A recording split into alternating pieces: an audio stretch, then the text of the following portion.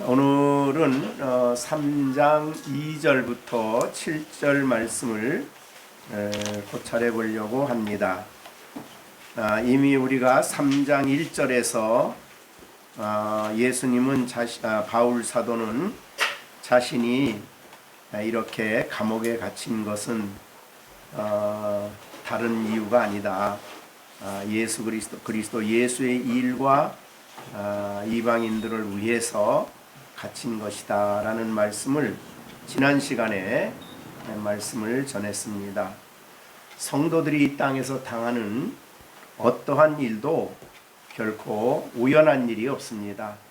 하나님의 거룩하신 은혜 속에 우리 가운데 일어나는 일이기 때문에 우리는 그 고난이나 우리가 당하는 일들을 인해서 우리에게 어떠한 유익을 주며 어떠한 뜻이 있는가를 잘 생각해 보는 일이 굉장히 중요하다. 그렇게 우리가 1절에서 말씀을 드렸습니다. 자, 오늘 2절에 있는 말씀은 너희를 위하여 내게 주신 하나님의 그 은혜의 경륜을 너희가 들었을 터이라. 그래서 하나님이 바울 사도에게 은혜의 경륜을 주셨다라고 하셨습니다. 참으로 그 은혜의 경륜은 이미 에베소서 1장 9절 앞부분에서 말씀을 하셨습니다. 에베소서 1장 9절에 보면 그 뜻의 비밀을 우리에게 알리신 것이요 그의 기뻐하심을 따라 그리스도 안에서 때가 찬 경륜을 위하여 예정하신 것이다. 그래서 이 경륜은 그리스도 안에서 준비된 경륜입니다. 그리고 이 경륜은 사람의 계획이나 사람이 생각할 수 있는 경륜이 아닙니다. 전적으로 이것은 하나님이 주셔서 받은 경륜이다. 이렇게 2절에서 말씀하신 것이고 그것은 바로 그리스도 안에 있고 그 다음에 에베소서 3장 9절에도 영원부터 만물을 창조하신 하나님 속에 감추어졌던 비밀스러운 경륜, 비밀의 경륜. 그러니까 이 경륜은 비밀입니다. 왜 비밀이냐면 하나님 속에 감추어져 있기 때문입니다.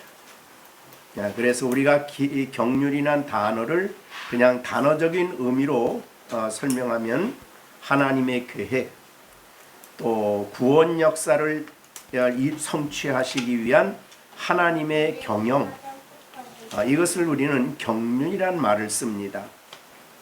누구도 우리의 구원 문제를 계획하거나 그거를 그리스도를 통해 이루시고 성취하고자 하는 계획을 어떤 사람도 세우지 않았습니다. 세울 수도 없고요.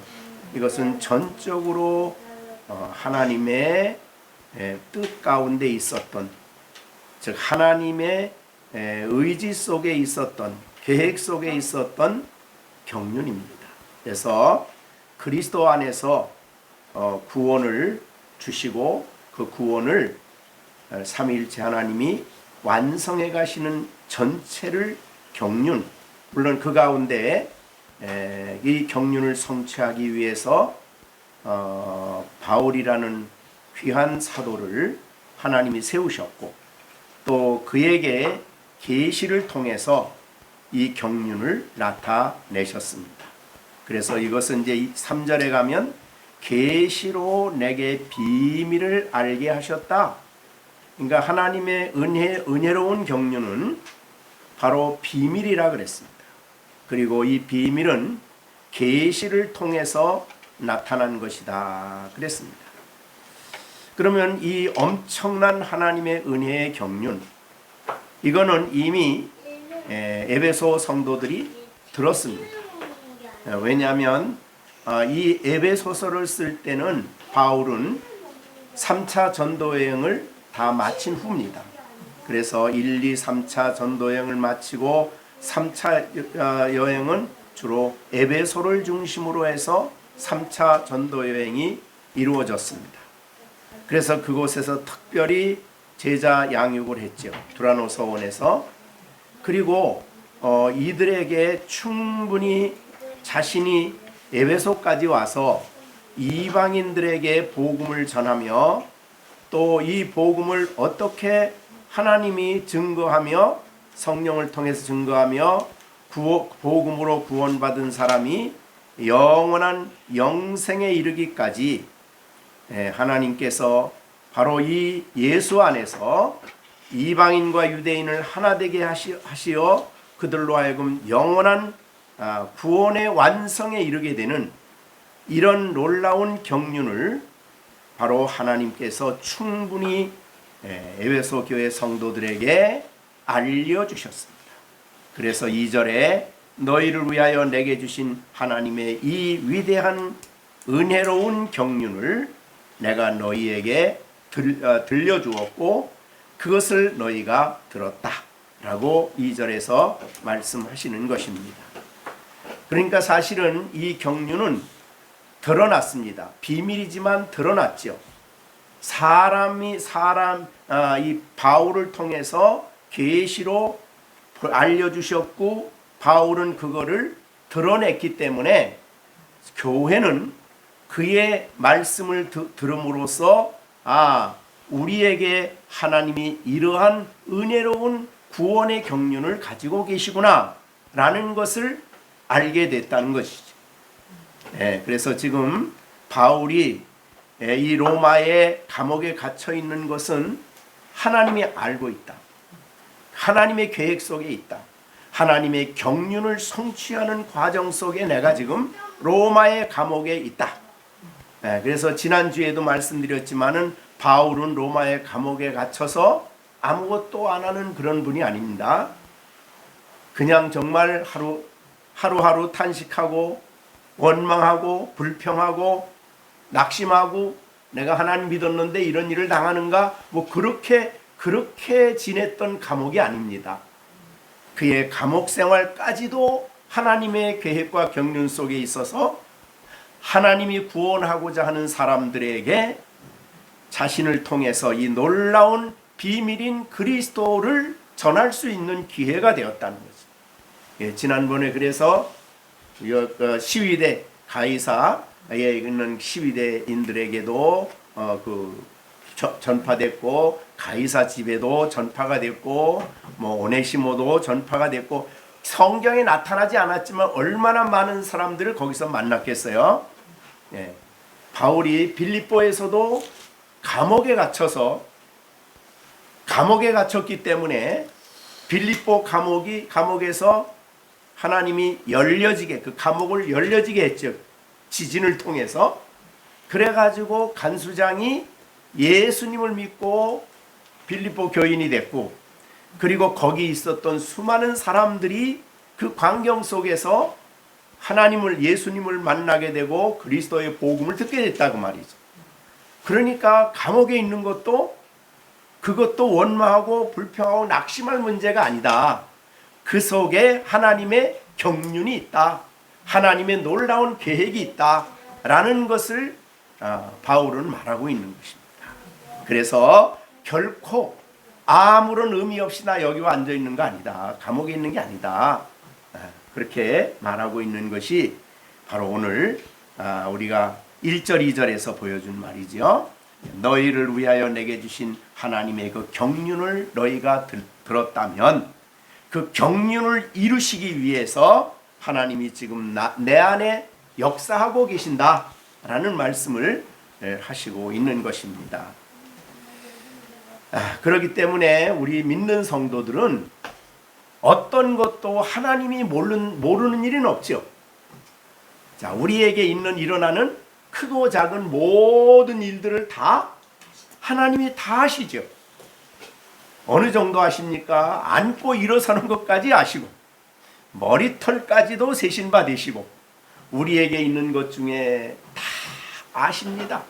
입에서 나오는 말도 아시고 계획도 아시고 뜻도 아시고 우리의 모든 삶 속에 있는 것을 아시기 때문에 우리는 우리에게 일어나는 문제에 대해서 하나님의 경륜 속에 내가 있다라는 것을 우리가 기억하고 내게 일어나는 문제를 하나님 어떤 의미로 이해해야 될지를 잘 생각해야 된다는 것이죠. 우리에게 내가 좀 원치 않는 상황이 벌어지면 불평하고 원망하고 짜증하고 또 나중에는 책임까지 하나님께 돌려버리는 것은 그거는 옳지 않은 거죠.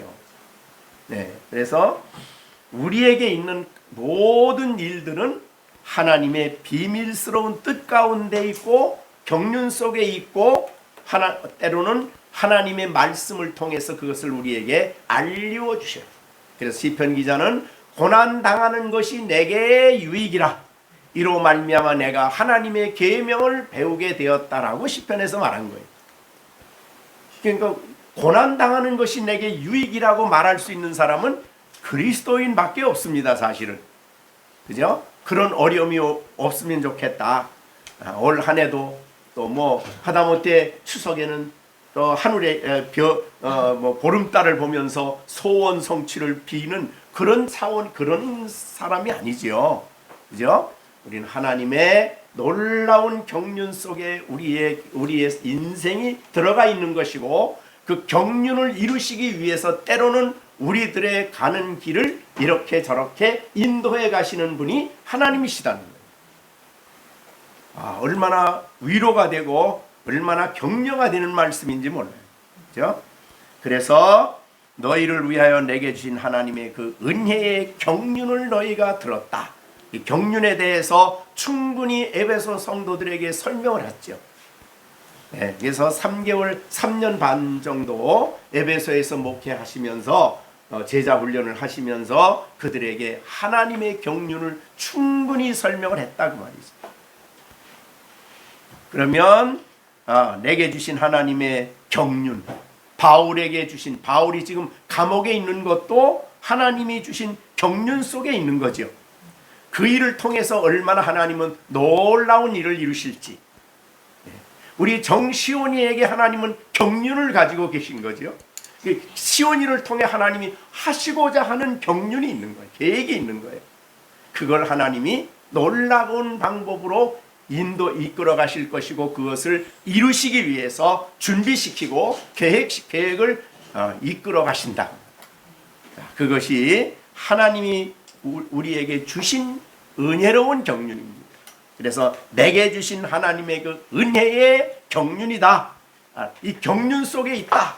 이게 엄청난 하나님의 놀라운 축복이고 하나님 백성된 우리에게 놀라운 위로와 힘이 되는 것이죠. 하나님이 누구십니까? 영원하신 분 아닙니까? 하나님은 누구십니까? 불변하시며 영원하시며 또 하나님 어떤 분이십니까? 변치 아니하시는 분이시고 그런 거룩하신 하나님이 위대하신 하나님이 천지를 창조하신 우리가 오늘 성경 구절 성경 우리 교독했죠. 하늘도 산도 바다도 다 그의 것이라. 다 그분의 것이라고 말이죠. 근데 우리는 누구의 우리는 그의 양이고 돌보시는 양이고 그의 기르시는 백성이고 그러니 하나님이 놀라운 경륜을 가지고 우리를 이 세상 가운데서 이끌어 가시고 역사해 가시고 내가 이 땅에 살다가 세상을 끝나는 것도 그의 경륜 속에 들어가 있는 거라고. 그걸 우리에게 2절에서 가르쳐 주시고 있습니다. 이거를 들은 성도들은 대개 그런 말씀을 들을 때는 적용을 조금 하는데 좀 듣고 좀 시간이 지나고 저런 일을 하다 보면 바울이 옥에 갇혔다는 소식을 듣고 그 경륜을 잊어버리고 어떤 생각을 해요? 낙심을 하고 있어요. 왜 하나님의 종들이 왜 저렇게 충성을 하고 목숨 바쳐서 헌신했는데 왜 저렇게 어려움을 당해야 되느냐 이렇게 생각하고 낙심하고 있는 거죠. 그래서 우리는 성경을 또 듣고 계속 들어야 돼. 그래서 우리의 잘못된 생각을 우리의 치우친 생각을 바르게 잡는 일이 굉장히 중요하다 그렇게 여겨집니다.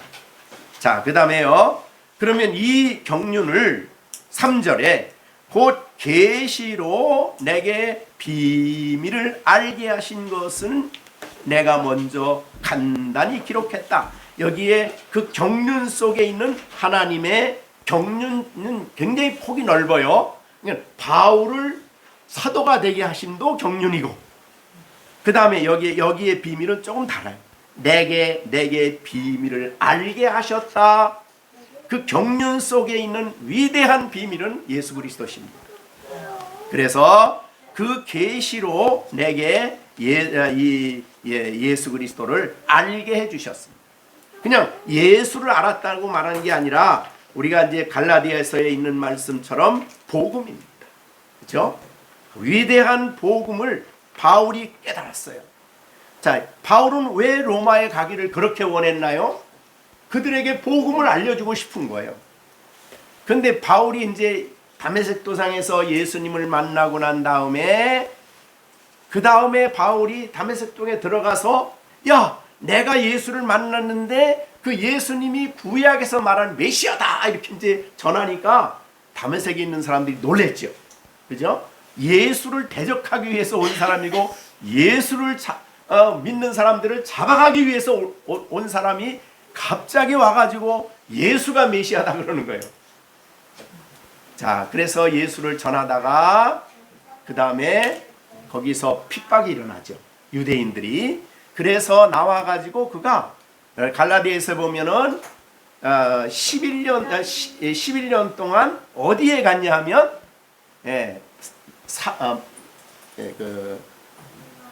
그러니까 말하자면 거기가 아라비아지. 갈라디아에서 나오는데 거기 가서 있었어요. 이제 거기 가서 복음을 받았는데 그 복음의 풍성한 내용을 받았죠. 14년이네. 갈라디아서 2장입니다. 자, 14년 후에 내가 바나바와 함께 디도를 데리고, 아니 이게 요건 아니고 그 위에입니다. 죄송합니다. 1장 18절.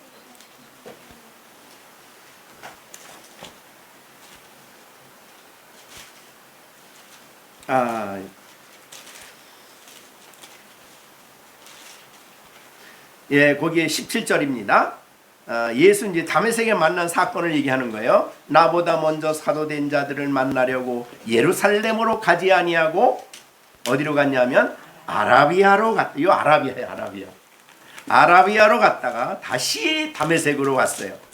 그런데 그 기간이 그 후에 3년 만에 내가 게바를 방문하려고 예루살렘에 올라가서 그와 함께 15일을 머무는 동안, 여기 왜 올라갔냐면 자기가 아라비아에서 3년 동안 받은 복음의 내용을 베드로에게 제시했어요. 그랬더니 베드로와 야고보가, 야, 너 그거 잘못 들었다. 너 네가 전한 복음 그거 아니야. 이렇게 말하지 않았죠. 교제 약속을 했다 그랬어요. 그래서 이제부터는 너와 내가 믿는 예수 똑같다. 그래서 너는 베드로와 사도들은 유대인에게, 그 다음에 바울은 이방인에게로 보냄을 받기 위해서 세운 사도라. 이렇게 얘기를 한 내용을 이제 쭉 말씀하시는 거예요. 그럼 3년 동안 아라비아로 가 있었어요. 거기가 어딜까? 사막이죠, 사막. 아라비아 사막. 거기 가서 정말 기도하면서 하나님의 말씀을 거기서 계시를 받습니다. 그래서 2장 2절에 계시를 따라 올라가 내가 이방 가운데 전파하는 복음을 사도들에게 제시한 거예요. 그래서 왜 제시했냐면 오해받지 않기 위해서. 그래서 그들과 베드로와 그 사도들과 똑같은 복음을 가졌다는 것을 확인하고 8절에 갈라디아서 2장 8절에 베드로에게 역사하사 그를 할례자의 사도로 삼으시니가 또한 내게 역사하사 나를 이방인의 사도로 삼으셨으니 또 기둥같이 여기는 야고보, 이건 이제 야고보는 예루살렘 교회의 초대 목사님입니다. 근데 이게 누구냐면 예수님의 동생이에요. 예수님의 동생 야고보와 게바와 요한도 내게 주신 은혜를 알았어요. 그러니까 가서 얘기를 했으니까. 그랬더니 나와 바나바에게 뭐 했습니까? 교제 약속을 했단 말이 뭐냐는 뜻이냐면 내가 받은 복음이나 내가 받은 복음이나 다 같다. 그래서 교제 약속을 한 거예요. 자, 그래서 바울은 이방인의 사도로 게바는 유대인의 사도로 하나님이 세우셨다고 표현을 했습니다. 자, 이 말씀 속에서 바로 여기에 계시로 내게 비밀을 알게 했다라고 했습니다. 갈라디아서 1장 12절에도 이는 내가 사람에게서 받은 것도 아니요. 11절부터 읽으면 그렇습니다. 형제들아 내가 너희에게 알게 하노니 내가 전한 복음은 사람의 뜻을 따라 된 것이 아니다. 내 신학적인 사상이 아니다 이 말이죠. 내가 만든 신학이 아니라는 거예요. 그러면 이 12절에 이는 내가 갈라디아서 1장 12절 사람에게서 받은 것도 아니요 배운 것도 아니요 오직 예수 그리스도의 계시로 말미암아 이 복음을 내가 받은 거다. 그렇게 말한 거죠. 계시가 뭡니까? 하나님 안에 있는 게 계시예요. 하나님 안에 있는 그 복음의 내용을 충분히 바울에게 알려주셨어요. 그 충분히 알려주신 그 계시의 내용을 바울이 대표적으로 기록한 것이 로마서와 갈라디아서입니다. 그 복음의 내용이 충분히 거기에 계시되어 있죠. 그러니까 베드로가 이렇게 쓸 수 없어요. 바울이 썼는데 그 바울이 쓴 그 서신에 나타난 복음을 베드로도 야 이거 우리하고 다르다 이렇게 얘기 안 하고 그래 똑같다. 그래서 그들이 인정하고 받아들였다 그 말이죠. 자, 그래서 이 내게 비밀을 알게 하신 것은 계시로 된 거다. 이게 이제 다른 신학과 다른 종교와 기독교의 차이입니다. 다른 모든 종교는 또 종교를 만든 사람들은 내가 깨달아서 뭘 만든 거죠. 부처가 어떻게 부처가 어디서 깨달아요? 나무 밑에서 깨달아서 그 깨달은 걸 가지고 불교라는 그런 것을 만들었어요. 그러나 바울은 내가 깨달은 게 아니고 하나님의 계시로 줬다. 그게 차이죠. 불교인들은 지금도 스시 되시는 분들은 지금도 자기가 깨달음이 중요한 거예요. 누가 말하는 게 아니라 인간적인 깨달음이죠. 그러니까 기독교는 깨달음이 아니라 계시의 종교입니다. 계시는 하나님의 뜻 안에 있었던 건데 우리에게 그것을 나타내 보여주신 거지요. 알려주신 거지요. 그래서 이 또 계시를 받는 사람들은 아무나 받는 게 아니에요. 왜 그러냐면 여기 그 다음에 에베소서에 보면은 에베소서에 무슨 말씀이 있냐면요. 5절에 이런 말씀이 있습니다. 이제 그의 거룩한 사도들과 선지자들에게 5절이죠. 에베소 1장 5절이에요. 3장 5절. 거룩한 사도들과 선지자들에게 성령으로 나타냈다. 이게 이제 계시예요. 아무나 계시 받고 아무나 성령 쓰는 거 아니죠. 신약은. 그죠? 자, 이거 지난번에 우리가 2장을 말씀하면서도 우리의 교회의 터가 뭐예요? 사도들과 선지자지요? 바로 그 사람들이에요. 그들에게 하나님이 성령을 통해서 계시를 주신 겁니다. 그래서 5절에 이제 그의 거룩한 사도들과 선지자들에게 성령으로 나타내셨다. 그게 바로 계시, 복음의 계시입니다. 그래서 그들이 성령을 쓴 겁니다. 그러니까 성령이 기록되기 전까지는 사도들과 선지자들이 이제 가서 복음을 전했겠죠. 복음의 내용을. 근데 그거를 요약해서 성령의 감동으로 신약을 완성하신 분들이 바로 사도와 선지자들. 자, 그들이 만든 신학이 아니에요. 예, 그래서 성령으로 나타내신 거예요. 성령으로. 성령은 하나님의 영이시죠. 삼위일체니까. 신도 아무 신이나 계시를 나타낼 수 없어요. 그런데 이제 가짜들이 있죠. 가짜. 그게 이제 하나님의 교회를 혼란스럽게 하는데, 어떻든 우리는 이 진리가 확실해야 됩니다. 그러면서 무슨 말씀을 해요? 5절에 보세요. 이제 그의 거룩한 사도들과 선지자들에게 성령으로 나타낸 것 같이 다른 세대에서는 사람의 아들들에게 알리자. 그게 뭐예요? 같이. 그러니까 사도들과 선지자들에게 계시되었던 그와 같은 일을 다른 세대의 사람들에게는 안 했다 이거죠. 그게 무슨 뜻일까요? 사도는 지난번에 말한 것처럼 사도들과 선지자들은 단회지기. 그들을 떠나서 또 다른 사도가 있다. 이건 전부 다 우리가 받아들이면 안 되는 내용. 그죠?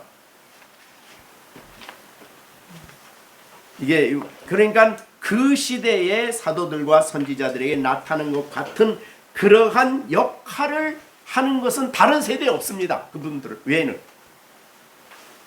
그래서 우리가 그래서 이제 갈라디아에서 보면 바울이 어느 정도 강력하게 성경이 말씀했냐면은 그런 얘기했죠. 우리가 전한 것 외에 다른 복음을 전하면 갈라서 1장 8절. 그러나 우리나 혹은 하늘에서 온 천사라도 우리가 너에게 전한 복음 외에 다른 복음 전하면 뭐 받는다? 저주를 받는다. 근데 여기에 8절 보세요. 8절. 그러나 우리는 누구예요 지금? 사도들이죠. 그러니까 성경이 완성된 후에는 누구도 그 사도들도 안 돼. 사도들도 이 복음에 다른 복음 전하면 안 되는 거예요. 그죠? 하늘에서 온 천사도 안 돼. 그러니까 우리가 천사를 만났는데 천사가 와서 뭐 별 얘기 했다 그래도 귀 기울이면 안 돼. 복음과 다른 어떠한 주장도 우리가 받아들이면 안 되는 겁니다. 지난번에 말씀했지만 요새도 또 나라가 혼란스럽고 뭐 또 저 중동에 전쟁이 일어나고 그러니까 또 예수님 오는 일에 대해서 또 막 설교를 하고 막 어느 교회에서 막 또 SNS에 막 올라오고 그러더라고요. 그런 얘기 들을 때 우리는 어떤 생각을 해야 됩니까? 성경은 그렇게 얘기 안 해요. 성경은 날짜 계산 안 하고 얘기 안 해요. 어디에도 날짜 계산은 안 됩니다. 그럼 우리가 하는 일이 뭐예요? 모르는 거예요. 이건 누구만 알아요? 하나님만 알아요. 인자도 모른다 그랬어요. 우리가 할 일은 뭐예요? 분명히 오시죠. 오시긴 오시죠. 그런데 우리가 할 일은 그래서 항상 깨어 있어라. 언제든지 올지 모르니 깨어 있어라. 이게 이제 예수님의 재림과 관련한 가르침이고, 또한 예수님이 언제 오실까? 미리 알려주는 법이 없이 언제 알려줘요? 우리는 예수님이 오실 때에 알아. 오실 때. 구름 타고 천사들과 함께 나팔소리 들고 오실 때 우리는 알아요. 그때 손을 들어야 돼. 그때 하나님 앞에 서는 거예요. 그 이전까지 날짜를 계산하는 일은 성경이 어디에도 없어요. 근데 그거를 계속해서 자꾸 사람들을 미혹합니다. 그래서 미혹할 때 그냥 미혹 안 합니다. 미혹하는 자들은 나름대로 사람들이 미혹을 받을 수 있는 기적 혹은 치유 혹은 여러 가지를 일으켜요. 계시록에 보면 사탄도 마지막 시대에는 하늘에서 불을 끌어내려 가지고 할 수만 있으면 택하신 자들까지도 유혹하려고 한다는 거예요. 그러니까 기적을 나타내서 사람들이 볼 땐 기적이죠. 하늘에서 불이 쏟아져도 성경과 어긋나면 안 된다. 그런 확고함이 우리에게 있어요. 자, 고린도후서 11장 한번 보겠습니다. 고린도후서 11장 13절입니다. 자, 어떤 사람들이 있는가 보세요. 그 사람들은 이제 벌써 고린도 교회에 있었어요. 그 사람들은 뭐예요? 13. 거짓 사도요. 사도란 말을 해요. 자기들이 나는 이 시대의 사도다. 근데 그거는 전부 다 거짓 사도입니다. 다른 세대에는 그렇게 사도들과 같이 줄 수가 없어요.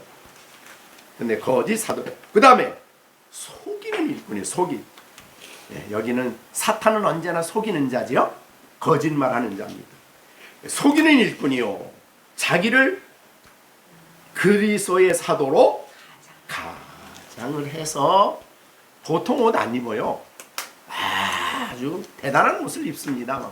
얼굴 그의 모자를 보면 막 교황 모자 어떻습니까? 이런 걸 쓰고 옷도 뭐 보통 옷이 아니야. 예? 그리스도의 사도로 가장을 하기 때문에 사람들이 속기가 쉬워요. 속기가 쉬워요. 여러분이 그 이단들이 그 신천지 그 집회할 때 보면 거기에 이만해가 나올 때 뭐 평평하게 나옵니까? 아니에요. 자기를 엄청 꾸며가지고 마치 하나님 모양처럼 보이려고 꾸며요. 자, 그 다음에 14절이요. 이것은 이렇게 하는 것은 이상한 일이 아니다. 그래서 교황이나 이단들이나 어떤 사람들이 어떤 말을 해도 이상하게 생각하지 말라 이 말이죠. 사탄도 자기를 광명의 천사로 배워요. 가장을 해요. 혹시 말이죠. 내가 오늘 기도하는데 밤에 오늘 천사가 와가지고 나한테 나타났는데 뭐 그런 얘기를 하더라도 광명의 천사로 왔다고 하더라도 속으면 안 돼요. 그죠? 그러므로 15절. 그러므로 사탄의 일꾼도 자기를 의의 일꾼으로 가장을 하여. 그러니까 너무나 잘 가장을 하기 때문에 너무 잘 속는 거예요. 막. 예? 그것이 대단한 일이 아니다. 그들의 마지막은 그 행위대로 하나님 앞에 심판을 받게 되는 것입니다. 자, 그렇기 때문에 여기 오늘 이 말씀이 굉장히 우리에게 중요한 교훈을 줘요. 이제 그의 거룩한 사도들과 선지자들에게 성령으로 나타나는 것과 같이 다른 세대에서는 다른 사람의 아들들에게 알리지 아니했다. 사도들로 끝이다.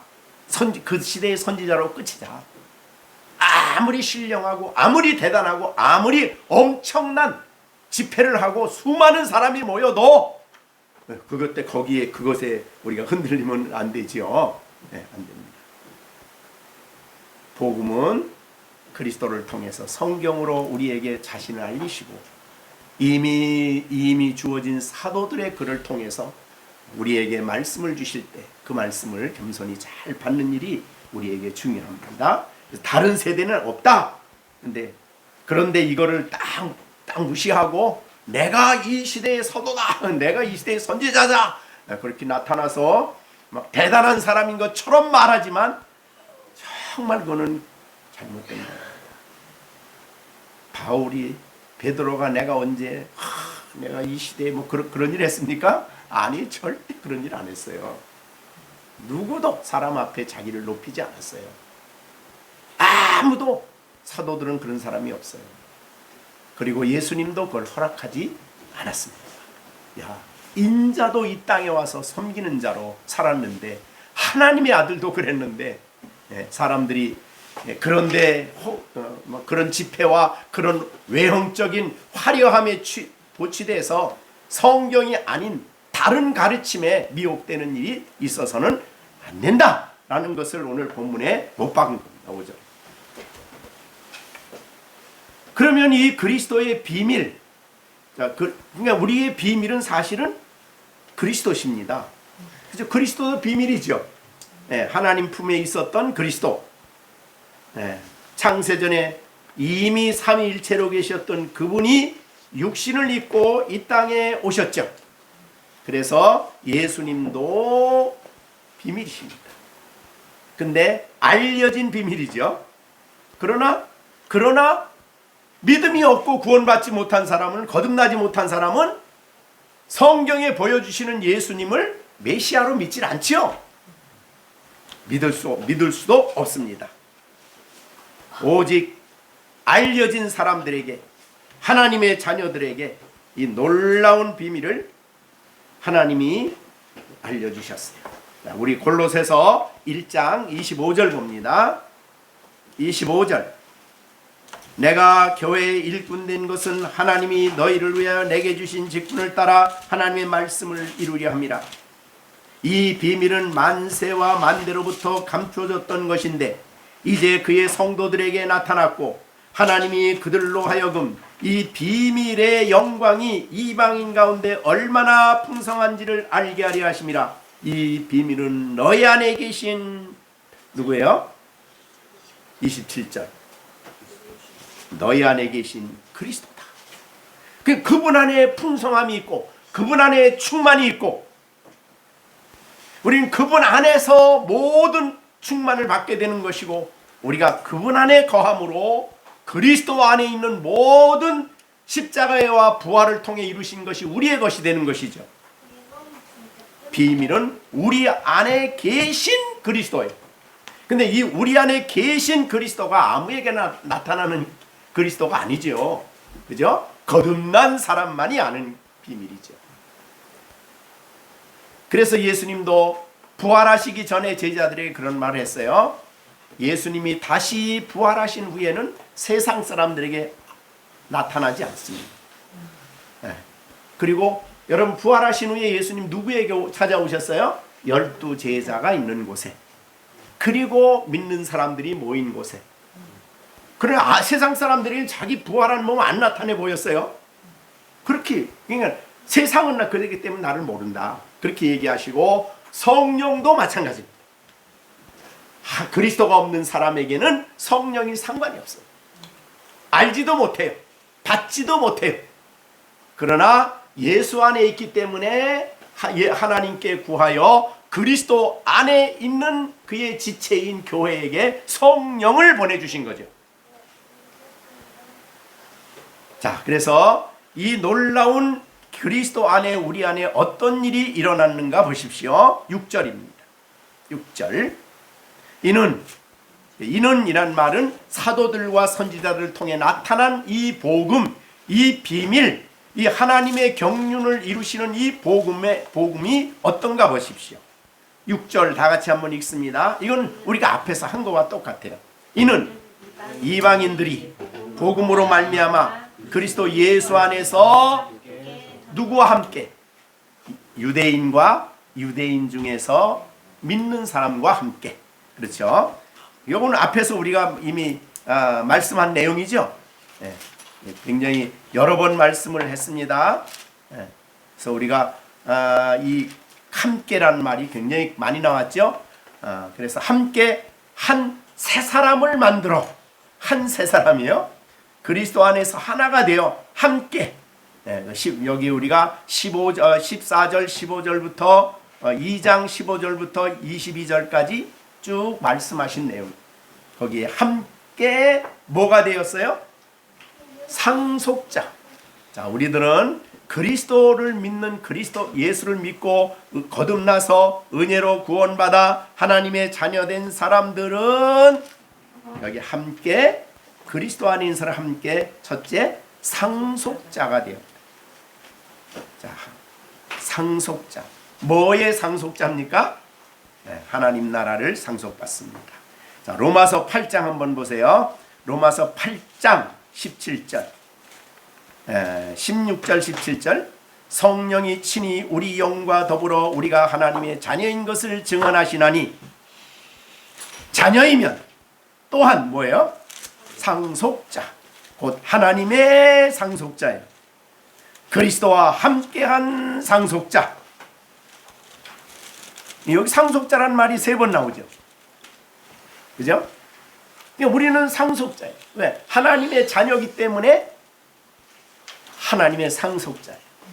자녀가 받는 상속을 받아요. 그 나라를 상속받습니다. 그런데 상속받기 전에 뭐 한다고요? 하반절에 우리가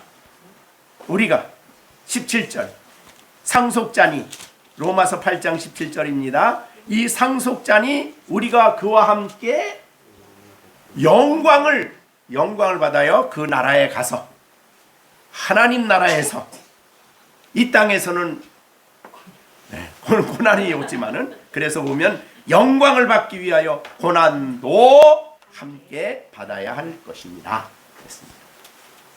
자, 예수님이 이것은 우리가 지난번에 요한복음 14, 15, 16장 공부할 때, 말씀 증거할 때에 야 너희가 세상에서 고난 받는다. 세상이 너희를 미워한다. 왜 미워합니까? 우리가 세상에 속하지 않고 누구에 속한 증거예요?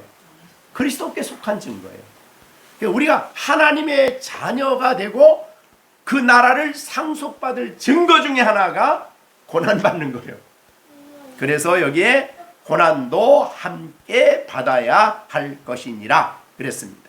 고난받는 자에게 그 나라에서 영광을 받게 하실 것입니다. 그래서 상속자는 그 나라의 상속자예요. 영광스러운 하나님 나라의 상속자입니다. 우리가 이 상속을 기대하고 소망하고 있는 거죠. 근데 이거는 비밀이죠. 누구에게만 알려진 비밀이냐면 믿는 자에게만. 자, 이 소망이 있기 때문에 비록 바울은 지금 감옥에 갇혀 있지만 결코 감옥에 갇혀 있는 것 때문에 낙심하거나 원망하지 않는다. 그래서 이 고난의 문제도 마찬가지예요. 고난이 있다고 우리는 낙심하지 않는다. 그렇죠? 장차 우리에게 주어질 놀라운 우리는 상속받을 사람. 자, 하나님의 상속자의 로마서에 있는 대로 하나님을 아버지라 부르는 사람은 하나님의 상속자입니다. 로마서 8장 14절 무릇 하나님의 영으로 인도함을 받는 사람은 곧 뭐예요? 하나님의 아들이라. 상속은 아들에게 주는 거예요. 야, 우리 이제 정진우 집사님이 삼형제에게 상속을 하다. 왜? 아무나 상속하는 거 아니에요. 누구에게 상속을 한 거예요? 아들에게 상속한 거예요. 너만 상속하면 안 되죠. 자, 그래서 우리는 하나님의 상속자예요. 그죠? 하나님의 영으로 인도함을 받는 하나님의 아들이라. 15절 로마서 8장 너희는 다시 무소하는 종의 영을 받지 아니하고 하나님의 영을 받았으므로 우리가 하나님을 아버지라 부르짖느니라. 성령이 친히 우리 영과 더불어 우리가 하나님의 자녀인 것을 증명하기 때문에 자, 우리가 기도할 때 뭐라고 기도해요? 하늘에 계신 우리 아버지라고 부를 수 있는 것은 우리 안에 성령이 그런 믿음을 주셨기 때문에, 증거해 주셨기 때문에. 그러면 이렇게 하나님의 아들이요 하나님 앞에 하나님을 아버지라 부르는 하나님의 자녀는 17절에 있는 대로 상속자, 하나님의 상속자. 대단한 사람들입니다. 그래서 우리가 이 세상에 뭘 좀 사람들과 비교해서 조금 부족하다, 그것 때문에 우리가 우리 자신을 그런 사람으로 여기지 마십시오. 재물과 재산, 눈에 보이는 것 그거 가지고 그게 나가 아닙니다. 나는 하나님의 상속자, 하나님의 아들이요 하나님의 자녀이기 때문입니다. 자, 그런데 자, 시온이만 하나님 자녀예요? 시준이도 하나님의 아들, 시온이만 아들이에요? 시준이도 하나님의 뭐예요? 상속자의 아들이죠. 그러니까 시온이가 만약에 속상해서 시준이를 막 구박한다 그러면 하나님이 어떨까요? 네? 그래서 믿는 사람들은 서로 사랑해야 되는 거예요. 그래서 네? 자, 우리 시완이는 누구예요? 하나님의 아들. 그러니까 시온이도 하나님의 아들. 아들끼리 서로 싸우면 아버지가 속상하죠. 그런다. 자, 우리가 그렇게 해서 그래서 우리는 서로 사랑하라는 세 계명을 주신 거예요. 자, 세 계명은 무엇일까요? 암송해요. 요한복음 14장. 세 계명이 뭐예요? 세 계명은 21절인가요? 23절인가? 내가 너희를 사랑한 새 계명은 곧 내가 너희를 사랑한 것 같이 너희도 서로 사랑하라 하는 이것이니라.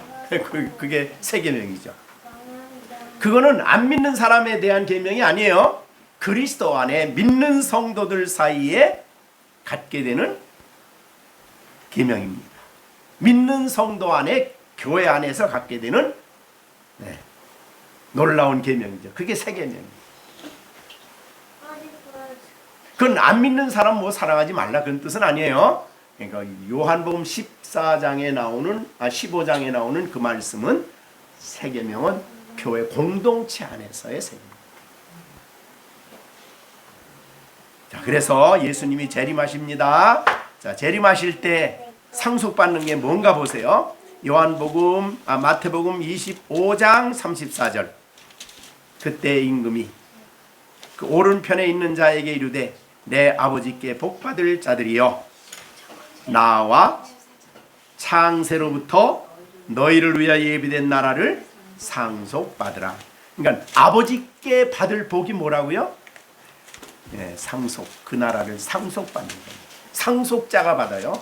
아무나 상속자가 아니에요. 정시온 어떤 사람이 상속자라고요? 하나님의 아들만이 거듭난 사람이에요. 이렇게 우리가 보시면 되겠습니다. 자, 그러면 여기에 6절에 복음이 우리에게 하신 일입니다. 첫째가 함께 상속자. 자, 두 번째는 뭐예요? 함께 지체죠. 지체는 교회에 대한 말씀이죠. 교회의 머리는 예수님이시고 우리는 모두가 다 그 교회의 머리 된 교회의 지체죠. 지체. 그래서 한 사람이 아프면 같이 아파야 돼요. 정시준 목사님이 여기 아프니까 정시준 어때요? 한 지체는 어때요? 지체는 여기만 아프면 여긴 안 아플까요? 여기 아프면 온몸이 다 아프죠. 그죠? 그렇듯이 교회에서 그래서 서로 어려울 때 같이 기도하고 힘들 때 같이 기도하고 그렇게 하는 거죠. 지체요, 지체. 우리는 이게 뭐 굉장히 많이 성경에서 말씀하신 내용이죠. 자, 복음은 우리를 함께 지체가 되게 해요. 그 다음에 셋째는 뭐죠? 함께 약속의 참여자가 돼요.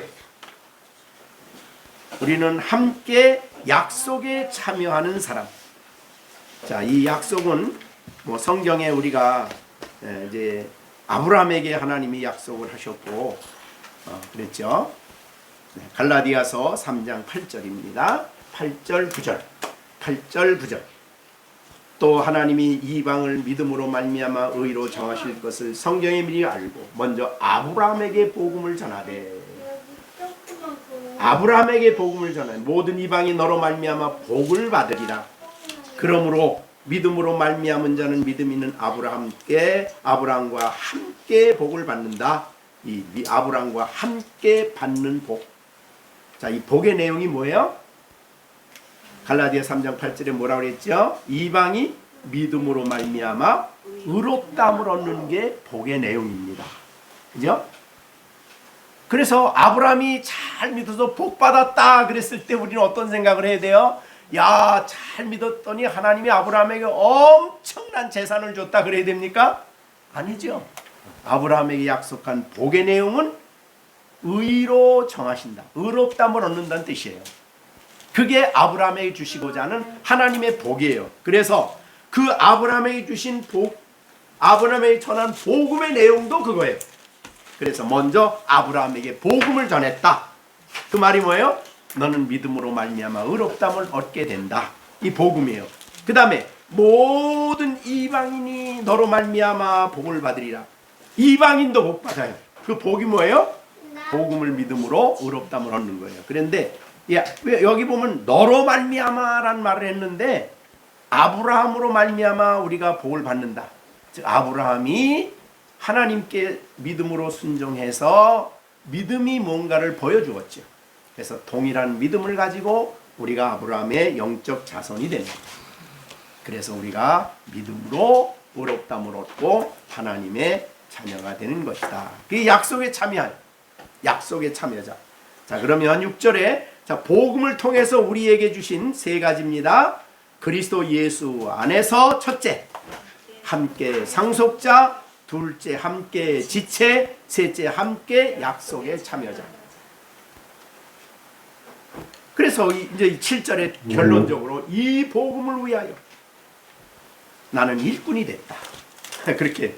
그러니까 지금 바울은 감옥에 있는 것이 원망과 불평의 제목이 아니에요. 이 놀라운 복음의 일꾼으로 지금 내가 일하고 있다. 그런데 이 일꾼으로 사명을 감당하기 위해서 하나님이 그의 능력으로 내 안에 역사하고 있다 하는 것이에요. 능력으로. 그래서 복음을 전할 때에 그 열매가 나타나고 또한 복음을 다른 사람을 사랑으로 역사할 때 이제 능력이 나타나는 거죠. 그의 능력이 역사하는 대로 내가 일꾼이 된 거예요. 자, 우리에게 주신 능력이 얼마나 큰가는 에베소서 1장 19절에서 이미 얘기했죠. 그의 능력이 17절 19절 그의 힘의 위력으로 역사하심을 따라 믿는 우리에게 베푸신 능력이 지극히 크다. 우리는 지극히 큰 능력이 우리 안에 역사하고 있다. 뭐 하라고? 일꾼으로 감당하라고. 그래서 우리에게 주어진 일을 감당할 때에 이 능력이 역사하는 대로 일하는 겁니다. 그 다음에 내게 주신 하나님의 은혜의 선물이에요. 은혜의 선물. 내가 일꾼이 됐던 건 자기가 일꾼된 것이 은혜요. 네. 그러니까 그가 복음을 위해서 이렇게 엄청난 감옥에 갇히는 것뿐만 아니고 사실은 바울 사도가 얼마나 어려움이 많았는지 고난을 많이 받았는지는 우리가 이제 베드로 고린도후서 보면은 그런 내용을 많이 말하죠.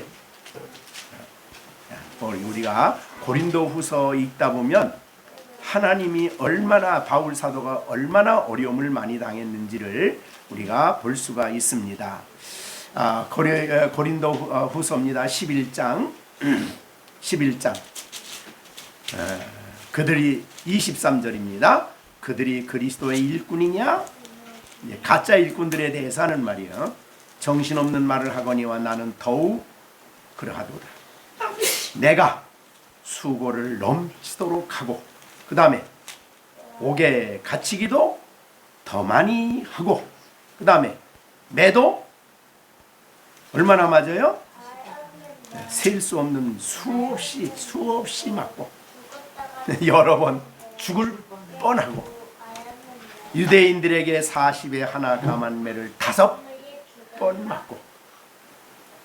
그러니까 이 앞에 있는 23절에 있는 수없이 맞았다는 것은 40에 하나 감한매가 아닙니다. 그건 안 들어간 거예요. 40에 하나 감하는 매는 유대인들에게 맞은 거예요.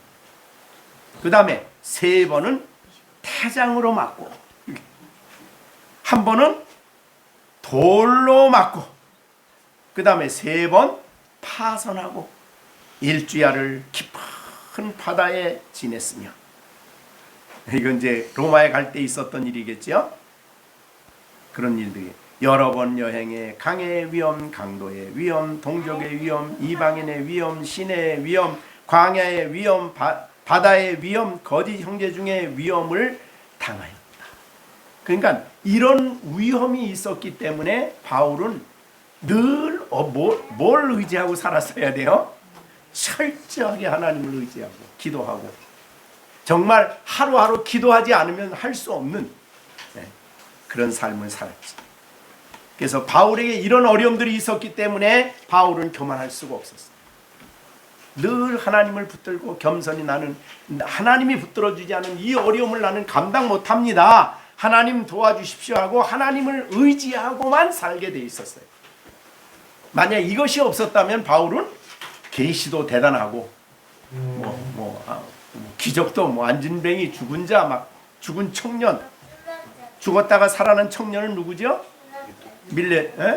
유두고 살리고 이런 역사가 있었으니까 얼마나 사람들이 많이 대단하겠어요.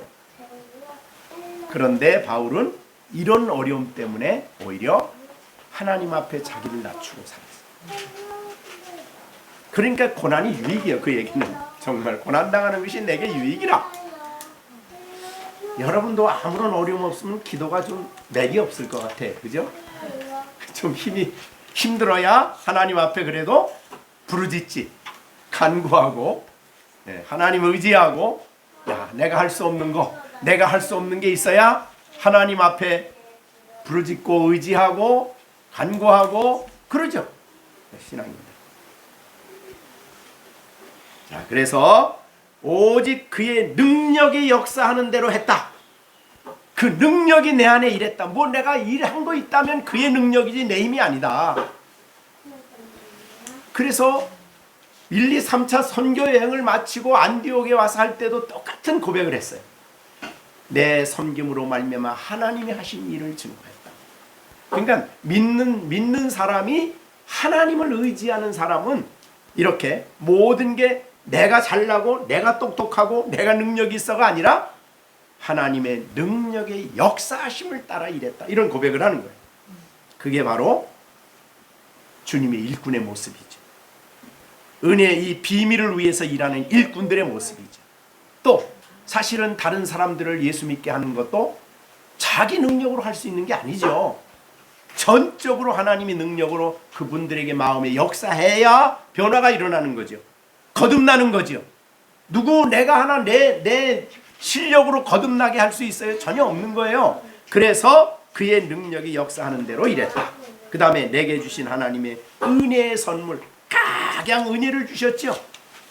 그래서 늘 성도들 위해 기도해달라 그랬어요. 기도 부탁을 하죠. 왜? 나에게 하나님이 은혜를 주시도록. 그래서 은혜로 내가 일을 감당하도록. 그래서 두 가지예요. 하나님의 은혜의 선물을 따라 일했고 역사를 따라서 일했는데 그것이 바로 복음을 위해서 일하는 일꾼의 자세다. 그 말이죠. 7절도 굉장히 은혜스러운 말씀이죠. 이 복음을 위하여 내가 일꾼이 됐는데 능력이 역사하시는 대로 내게 주신 하나님의 은혜의 선물, 각양 은혜요. 말씀도 은혜고 여러 가지 은혜를 주셨어요. 그 은혜를 따라 내가 일꾼이 되었다라고 말씀하고 있습니다. 우리도 이 땅에서 하나님의 나라를 위한 일꾼으로 우리가 하나님이 세우셨습니다. 그래서 여러분이 비록 아이들에게 마가복음을 가르칠 때도 하나님의 능력으로, 능력이 아닌 이 말씀이 저들의 마음속에 이게 안 됩니다. 능력으로. 그 다음에 하나님 내게 주신 은혜를 따라 내가 일을 할 테니까 내게 은혜 주시고 또 은혜를 주시옵소서. 이렇게 하면서 하셔야 됩니다. 교회 일꾼은 어느 일도 자기 능력으로 할 수 있는 게 없어요. 열매가 없어요. 그러면 전적으로 하나님의 능력과 은혜를 따라서 기도하고 그 은혜를 힘입어서 일하는 여러분들이 되셔야 되겠습니다. 자, 이렇게 오늘 2절부터 7절까지 내용, 자기가 예수님의 일, 이방인을 위한 이 일을 어떻게 했는지를, 또 그것이 어떤 결과를 가져왔는지를 우리에게 알려주셨고, 이 일이 전적인 하나님의 내게 주신 은혜로운 경륜이고 비밀이다. 그러니까 예수 정말 하나님의 거룩한 경륜 속에서 자기를 이해했습니다. 여러분도 여러분 자신이 누군가 말할 때, 내가 누구냐 말할 때 외형으로 나를 판단하지 마시길 바랍니다. 외형으로 나를 판단하기 시작하면 실망합니다. 네.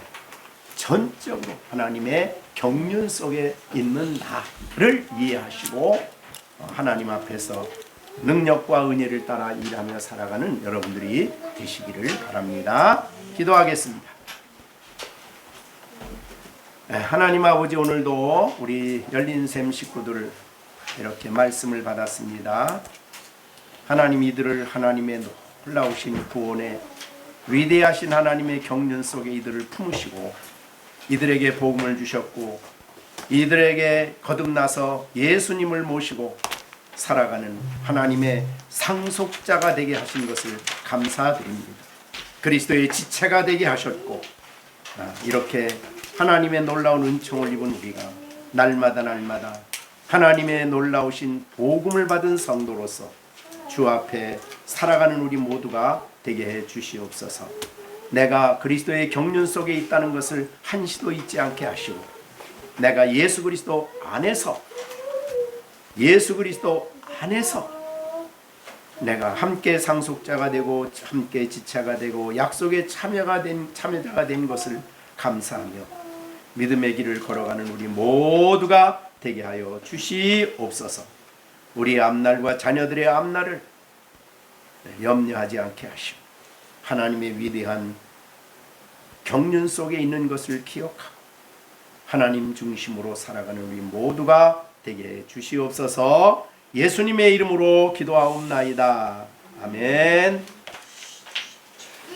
이제는 우리 주 예수 그리스도의 은혜와 하나님 아버지의 넓고 크신 사랑과 성령의 감화 인도 충만하심이 오늘도 주의 말씀을 듣고 하나님의 위대하신 비밀한 경륜 속에 내가 있는 것을 기억하고 이 놀라운 경륜 안에서 우리가 예수 그리스도 안에서 함께 상속자가 되고 함께 지체가 되고 함께 하나님 안에서 약속의 참여자가 된 것을 늘 기억하고 하나님의 사람으로 살아갈 것을 다짐하는 우리 모든 열린샘 가족 식구들 가운데 이제로부터 영원토록 함께 계실지어다. 아멘.